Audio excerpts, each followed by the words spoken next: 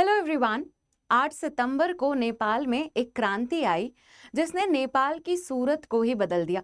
इस क्रांति के चलते नेपाल के एग्जिस्टिंग प्राइम मिनिस्टर को रिजाइन करना पड़ा और उसके बदले नए प्राइम मिनिस्टर का चयन भी किया। इस क्रांति में नेपाल की पार्लियामेंट का हाल कुछ इस तरह का हो गया। ये सेम ही बिल्डिंग है जिसको नेपाल में प्रोटेस्ट करने वाले यूथ ने जला दिया। नेपाल के सुप्रीम कोर्ट की हालत कुछ इस तरह हुई कि अब सुप्रीम कोर्ट एक सफेद टेंट से ऑपरेट करता है। This is supreme court of Nepal. इस क्रांति के चलते काठमांडू की टॉलेस्ट बिल्डिंग कुछ इस तरह की दिखने लगी। हिल्टन होटल है जिसको यूथ ने फायर लगा दिया। अब इतना आक्रोश था क्यों, क्या हुआ एग्जैक्टली नेपाल में, उस सब के बारे में तो हम बात करेंगे ही। बट इस क्रांति या इन आंदोलन के पीछे जो लोग हैं उन्होंने जिस तरीके से आंदोलन किया वो भी बड़ा ही रोचक था। हमें ये बात तो स्टैब्लिश हो गई कि नेपाल में इंफ्रास्ट्रक्चर को लेकर बहुत ज़्यादा नुकसान देखने को मिला, पर ये सब के पीछे कौन लोग हैं, क्या कारण है, उस सब में आपको ये तस्वीरें ध्यान रखनी होंगी। नेपाल की जो यूथ पॉपुलेशन है, जेनजी पॉपुलेशन, उन्होंने नेपाल की सरकार के अगेंस्ट में बहुत सारा प्रोटेस्ट किया। बहुत सारा का मतलब है कि बहुत सारे नंबर्स में वो इकट्ठा हुए और उन्होंने आंदोलन किया। वो कारण, उसके कॉन्सिक्वेंसेस, क्या ये सही था, उस सब के बारे में हम बात करेंगे। बट उसके पहले एक चीज़ मैं आपको हाईलाइट करना चाहूँगी। जिस तरीके से ये प्रोटेस्ट हुआ उसमें बड़ी ही इंटरेस्टिंग रियलिटीज हमें देखने को मिली। एक तरफ पार्लियामेंट पीछे जल रहा था और वहीं आगे ये इंसान रील बना रहे थे, टिकटॉक की रील जिसमें वो डांस कर रहे थे। सिमिलरली ऑरा फार्मिंग का ट्रेंड भी फॉलो किया। इस तरह की पोस्ट और सेल्फीज भी देखने को मिली। First time protesting kind nervous. ये सब देखते हुए कुछ लोगों को बहुत ही अनकंफर्टेबल फील हुआ। उन्होंने कहा कि ये क्या स्टुपिडिटी है। प्रोटेस्ट वाली साइड पे जेनजीज ने ऊनो भी खेला। यू कैन सी हियर कि यहाँ पर प्रोटेस्ट करने वाले लोग ऊनो खेल रहे हैं। तो लोगों ने जब इस तरह की क्लिप्स और रील्स देखी तो उन्होंने कुछ ऐसे विचार व्यक्त किए कि ये क्या स्टुपिडिटी है, ये क्या बेवकूफ़पन है। पॉलिटिक्स एक सीरियस बिजनेस है। आप जो काम कर रहे हैं विच इज़ प्रोटेस्टिंग, वो एक सीरियस बिजनेस है। आप उसे रिडिक्यूल करते हुए नजर आ रहे हैं। इसी तरह के मैसेजेस सोशल मीडिया पर भी देखने को मिले कि ये सब क्रिंज चीज़ें हो रही हैं, प्रोटेस्ट के नाम पे क्रिंज हो रहा है, या टिकटॉक के लिए कंटेंट बनाने के लिए प्रोटेस्ट करने के लिए गए हैं। स्टुपिडिटी एट इट्स पीक, इस तरह के रिमार्क्स कहे गए। बट ये क्या स्टुपिडिटी थी, इसके बारे में हम बात करने वाले हैं। हेलो एवरीवन, मेरा नाम मोनिका है और लेट्स क्रैक यूपीएससी सीएसई में आपका स्वागत है। आज हम बात करेंगे कि नेपाल में प्रोटेस्ट का जो तरीका था, वो जिसमें मीम्स का इस्तेमाल किया गया, सरकाज़म का इस्तेमाल किया गया, वो कितना सही है। What reality does it reflect. अगर आप एनालिस्ट की माने तो उनका कहना है कि एक तरफ हो सकता है आपको ये अनकंफर्टेबल लगे, आपको ये असमंजस में डाल दे, but this is the reality of today. जो जेनजी पॉपुलेशन नेपाल में, actually Nepal is a young country, उसमें 40% पॉपुलेशन यंग है। अब ये जो यंग पॉपुलेशन है, इनका प्रोटेस्ट करने का स्टाइल भी अपना उनका अलग है। ये जेनजी पॉपुलेशन जो है उन्होंने अधिकतर इंटरनेट का ही इस्तेमाल करके अपनी बात कही है। इस तरह की जनरेशन विद्रोह का भी अलग ही तरीका निकाल कर लेकर आएगी। जहां हम वाकिफ थे कि अगर किसी को प्रोटेस्ट करना है तो वो पैम्पलेट्स बनवाते हैं, मैनिफेस्टो निकालते हैं, पॉलिटिकल पार्टीज इन्वॉल्व होती हैं और एक सीरियस तरीके से आंदोलन किया जाता है, वहीं पर ही नेपाल में जो प्रोटेस्ट देखने को मिला उसमें मीम्स का इस्तेमाल करके, ह्यूमर का इस्तेमाल करके, सरकाज़म का इस्तेमाल करके प्रोटेस्ट किया गया, विच शोज कि ये एक नई रियलिटी बन गया है। जो पॉपुलेशन यंग है उनका खुद का विद्रोह करने का तरीका होता है और वो उसी का ही इस्तेमाल करते हैं। इंडियन एक्सप्रेस में एक बहुत ही सुंदर आर्टिकल आया हुआ है इस हेडलाइन से। उसमें उन्होंने बहुत ही खूबसूरत सी बातें कही हैं। उसमें उन्होंने बताया कि हर जनरेशन का अपना तरीका होता है। नेपालीज ने, जो उनका यूथ है, उन्होंने इस तरह का कंटेंट क्रिएशन करके, टिकटॉक का इस्तेमाल करके, सोशल मीडिया प्लेटफॉर्म्स का इस्तेमाल करके, रील्स बना के अपने मूवमेंट को और पॉपुलर कर दिया, जिसको वो उन्होंने सिर्फ नेपाल तक ही कन्फाइन नहीं किया, everyone is talking about it. हर किसी तक ये बात पहुंच गई कि नेपाल में एक संकट है, क्राइसिस है, जिसके अगेंस्ट में यंग जनरेशन एक साथ होकर विद्रोह कर रही है। उसमें सीरियस एलिमेंट्स भी इन्वॉल्व हैं। जैसा कि हम जानते हैं कि नेपाल में एग्जिस्टिंग गवर्नमेंट को रिजाइन करने पे फोर्स कर दिया और उन्होंने नया प्राइम मिनिस्टर लेकर आ गए, विच शोज कि they got the job done. पर जिस तरीके से उन्होंने किया वो नई रियलिटी है, that is the new language of protest, जिसमें मीम्स, सरकाजम का इस्तेमाल करके प्रोटेस्ट किया जाता है। क्या रीजन है प्रोटेस्ट के, क्या कारण है, वो सबके बारे में अब बात कर लेते हैं। बट उसके पहले कुछ इंपॉर्टेंट इंटरेस्टिंग चीजें। नेपाल ने अपने प्राइम मिनिस्टर के तौर पर सुशीला कर्की को चयनित किया है। ये प्राइम मिनिस्टर जो हैं, जिस तरीके से चूज की गई वो भी बड़ा अतरंगी तरीका था। डिस्कॉर्ड करके एक प्लेटफॉर्म है जो गेम्स के लिए इस्तेमाल होता है, ये रहा। डिस्कॉर्ड का जो प्लेटफॉर्म है वो यूजुअली गेमिंग करने के लिए लोग इस्तेमाल करते हैं। वहाँ पर उन्होंने अपने वोट के जरिए पिक किया कि मेजॉरिटी ऑफ द जनता सुशीला कर्की को चाहती हैं एज अ प्राइम मिनिस्टर।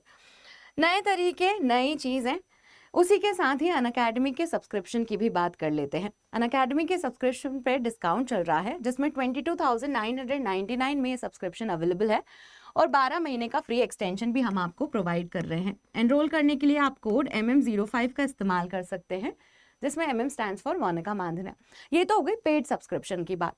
हमारी फ्री इनिशिएटिव भी ऑनगोइंग है, जिसमें 18, 19, 20 को, मतलब 18 सितंबर, 19 सितंबर, 20 सितंबर को फ्री क्लासेस कंडक्ट की जा रही हैं। आप इनमें शेड्यूल देखकर अपने पसंद के एजुकेटर से पढ़ भी सकते हैं। आप प्लेटफॉर्म को एक्सप्लोर भी कर सकते हैं। तो ये एक इनिशिएटिव है जिसके बारे में मुझे बात करनी है। Now coming back to Nepal protest. अभी तक हमने बात की कि कैसे जेनजीज ने नए तरीके से प्रोटेस्ट किया, उन्होंने प्राइम मिनिस्टर भी नए तरीके से ही चूज किया। अब बात कर लेते हैं कि क्या रीजन रहा जिसमें नेपाल में 8 सितंबर को इतना बड़ा क्राइसिस देखने को मिला। क्राइसिस तो क्या, एक चेंज की मुहिम या इतना बड़ा रेवोल्यूशन देखने को मिला। साथ ही हम बात करेंगे कि was this revolution justified, Nepal में क्या क्या लॉसेस हुए, क्या क्या चेंजेस आए और क्या बेहतर किया जा सकता है, उसके बारे में हम बात करेंगे। अगर हम प्रोटेस्ट के कारणों की बात करें तो एक तो था इमीडिएट ट्रिगर, जिसकी वजह से लोगों में बहुत गुस्सा था, और कुछ था एग्जिस्टिंग फ्लॉज जिसमें लोग परेशान हो ही रहे थे। इमीडिएट ट्रिगर था सोशल मीडिया का बैन हो जाना। नेपाल में 26 सोशल मीडिया प्लेटफॉर्म्स को बैन कर दिया गया था और वो प्लेटफॉर्म्स में व्हाट्सएप, इंस्टाग्राम, ट्विटर जैसे प्लेटफॉर्म्स इन्वॉल्व थे। जैसा कि हमने पहले भी डिस्कस किया, यंग पॉपुलेशन है नेपाल की, उसमें से बहुत सारे लोग दूसरी कंट्रीज में भी रहते हैं, तो उन कंट्रीज को अपने परिजनों से वार्तालाप करने के लिए भी उन प्लेटफॉर्म्स का इस्तेमाल करना रहता था। तो इस सब के चलते लोगों में गुस्सा आया। ये तो इमीडिएट ट्रिगर था, बट लोगों में गुस्सा पहले से ही था। ये तो भले आप मान लीजिए कि चिंगारी का कारण बना, बट लोगों में बहुत देर से ही बहुत ज़्यादा गुस्सा था, बहुत दिनों से ही। और उसका कारण था नेपाल में बहुत सारे फ्लॉज, जिसमें सबसे पहला है करप्शन। ये जो प्रोटेस्ट हुआ उसे जेनजी रेवोल्यूशन भी कहा जा रहा है, इसे एंटी करप्शन प्रोटेस्ट भी कहा जा रहा है। नेपाल में हर छोटे काम के लिए घूस देनी पड़ती थी, ब्राइब देनी पड़ती थी। बहुत सारे लोगों ने अपने किस्से बताए हैं जहां पर सिंपल सी चीज़, जिसे उन्हें लोन लेना है, उसके लिए भी उन्हें ब्राइब देनी पड़ रही थी। बहुत सारे स्कैंडल सामने आए, करप्शन भर भर के था, लोगों के टैक्स को कहीं भी सही जगह से इस्तेमाल नहीं किया जा रहा था। इसके कारण लोगों में बहुत गुस्सा था। दूसरा रीजन है नेपाल की पॉलिटिकल इंस्टेबिलिटी। नेपाल में पिछले 16 सालों में 14 प्राइम मिनिस्टर्स आए और गए, विच शोज कि नेपाल की सरकार एक स्टेबल गवर्नमेंट नहीं प्रोवाइड कर पा रही थी लोगों को। ये भी दूसरा कारण बना गुस्से का। तीसरा कारण था नेपाल में नेपोटिज्म। नेपोटिज्म में जैसे एलीट क्लास, जो इन्फ्लुएंस लोग हैं, वो इंपॉर्टेंट पोजीशन पे अपने ही बच्चों को रिक्रूट कर रहे हैं। इस तरह की चीजें देखने को मिल रही थी। नेपाल में hashtag nepo kid, nepo baby जैसे ट्रेंड्स भी प्रोटेस्ट के टाइम पे देखने को मिल रहे थे। अब ये जो नेपोटिज्म, इन सब के चलते नेपाल में बहुत सारी इनइक्वालिटी, अमीर जो है वो और अमीर हो रहे हैं, गरीब जो है वो और गरीब हो रहे हैं। इस तरह के सिचुएशन, इस तरह के हालातों के चलते लोगों ने बढ़ चढ़कर प्रोटेस्ट में पार्टिसिपेट किया। तो this was the reason, joblessness, corruption, inequality, ये सारे कारण जो हैं वो बने। आप यहाँ पॉज करके जरूर पढ़िएगा, ये किसी एक पर्टिकुलर इंसान ने नटशेल में बताया कि वो कितने परेशान है because of corruption. Now reasons हमने जान लिए हैं। अब स्टार्टिंग में ही हमने देखा कि कैसे नेपाल में बिल्डिंग्स को जला दिया गया। स्टार्टिंग में ही हमने देखा कि कैसे नेपाल की पार्लियामेंट, सुप्रीम कोर्ट और भी इम्पोर्टेंट जो जगह हैं उनमें बहुत नुकसान हुआ। तो फाइनेंशियल लॉस, ह्यूमन लॉस और क्या क्या लॉसेस नेपाल में देखने को मिल रहे हैं, हम वो बात कर लेते हैं। अब जनहानि की अगर हम बात करें तो द हिंदू के हिसाब से 50 के आसपास लोगों की मौत हुई है इस प्रोटेस्ट में। कुछ न्यूज़पेपर 70 तक के नंबर बता रहे हैं, विच शोज कि 8 सितंबर को ये प्रोटेस्ट शुरू हुआ और 12 सितंबर को नया प्राइम मिनिस्टर का चयन कर लिया गया। इतने छोटे टाइम पीरियड में भी 70 के आसपास लोग अगर अपनी जान गंवा देते हैं तो ये प्रोटेस्ट काफ़ी वायलेंट है, जिसमें काफ़ी जनहानि देखने को मिली है। बहुत सारे लोग इंजर्ड भी हुए हैं। फाइनेंशियल लॉसेस की बात करें तो हम देख चुके हैं कि बिल्डिंग्स में बहुत नुकसान है, पब्लिक प्रॉपर्टी साथ में प्राइवेट प्रॉपर्टी में बहुत नुकसान है। अगर हम नंबर्स एस्टिमेट करें तो 25 बिलियन नेपाली रुपीस का नुकसान एस्टिमेट किया गया है और करीब 2000 वर्कर्स अफेक्ट हुए हैं इस प्रोटेस्ट के चलते।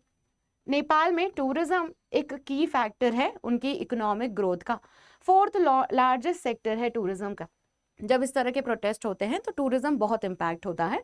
तो नेपाल में इतने लोग अफेक्टेड हैं बिकॉज ऑफ दिस थिंग।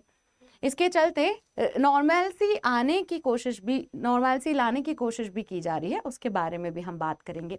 तो these were the financial losses. अभी लॉसेस और एस्टिमेट भी हो रहे हैं, तो this is a work in progress kind of a thing. अभी तक हमें इतनी रिपोर्ट्स पता हैं।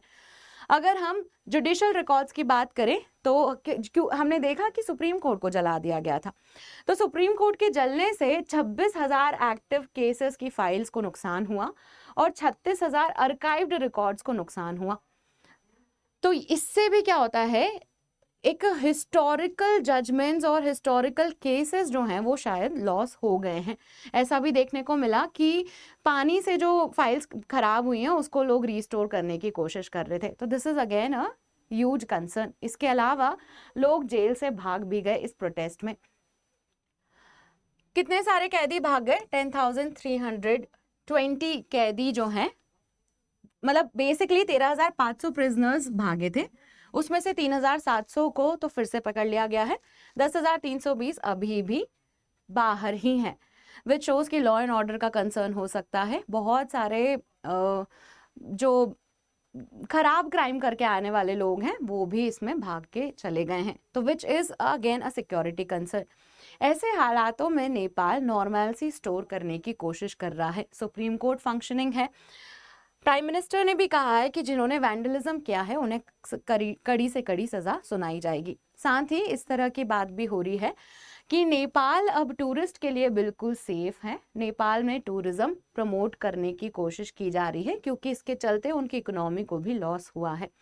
जो भी इनसाइट्स और फाइंडिंग्स थी अब तक वो हमने यहाँ पर आपको बता दी है। जैसे ही कोई अपडेट और इम्पॉर्टेंट न्यूज़ आता है जो आपके एग्जाम के रिलेवेंट है तो हम इसी प्लेटफॉर्म के थ्रू आपको बता देंगे। अगर इन्फॉर्मेशन आपको पसंद आई है तो make sure to like the video. आपके जो भी विचार हैं, कुछ कॉमेंट्स हैं तो आप ज़रूर बताइएगा। And thank you for watching.